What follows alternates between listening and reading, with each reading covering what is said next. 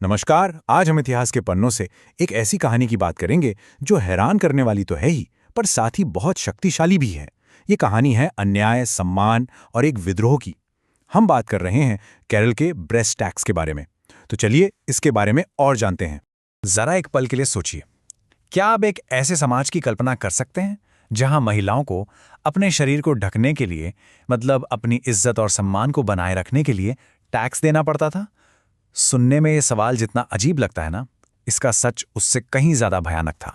तो इस पूरी कहानी को ठीक से समझने के लिए हमें पहले उस दौर के समाज को समझना होगा।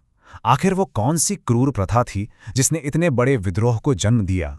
देखिए, ये बात है पुराने समय के केरल की, जिससे तब त्रावणकोर राज्य कहा जाता था। उस वक्त समाज में जाति के आधार पर भेदभाव की जड़ें बहुत बहुत गहरी थीं, और जो नियम कानून थे वे बहुत ही ज़्यादा सख्त थे। और इन्हीं सख्त नियमों में से एक थी एक अमानवीय प्रथा जिसका नाम था मुलक्करम।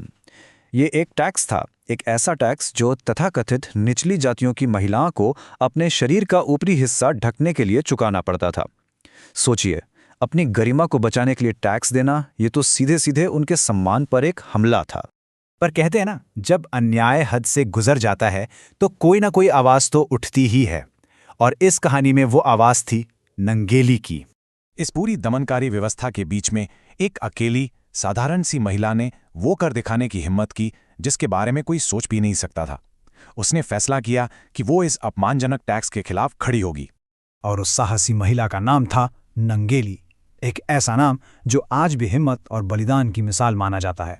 तो हुआ ये कि जब टैक्स वसूलने वाले सरकारी अधिकारी नंगेली के घर पहुंचे तो उसने साफ साफ टैक्स देने से मना कर दिया। और फिर उसने विरोध का एक ऐसा कदम उठाया जिसने हर किसी को झकझोर कर रख दिया।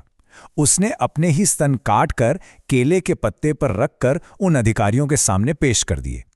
इस दर्दनाक और भयानक घटना के बाद बहुत ज्यादा खून बह जाने की वजह से उनकी मौत हो गई। लेकिन नंगेली का ये बलिदान बेकार नहीं गया।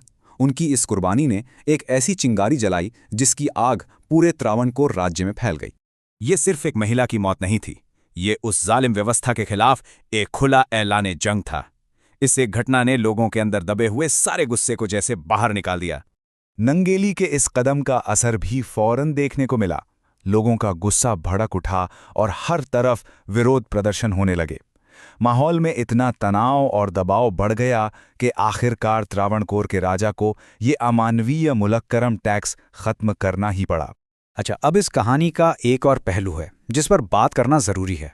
देखिए, कई ऐतिहासिक घटनाओं की तरह ही नंगेली की कहानी को लेकर भी इतिहासकारों के बीच अलग अलग राय हैं। एक तरफ कुछ इतिहासकार ये मानते हैं कि नंगेली की कहानी असल में एक लोक कथा हो सकती है जिसके एकदम पक्के ऐतिहासिक सबूत मिलना थोड़ा मुश्किल है। लेकिन दूसरी तरफ सच ये भी है कि चाहे ये एक सच्ची घटना हो या एक लोक कथा, इस बात से कोई भी इनकार नहीं कर सकता कि ये कहानी आज भी सामाजिक अन्याय के खिलाफ लड़ाई का एक बहुत ही शक्तिशाली प्रतीक है। और यहीं पर हम आपको एक सवाल के साथ छोड़ जाते हैं। सोचकर देखिए, क्या किसी घटना का अक्षरशः सच होना ज्यादा जरूरी है या फिर उसका एक प्रतीक बनकर समाज को प्रेरणा देना?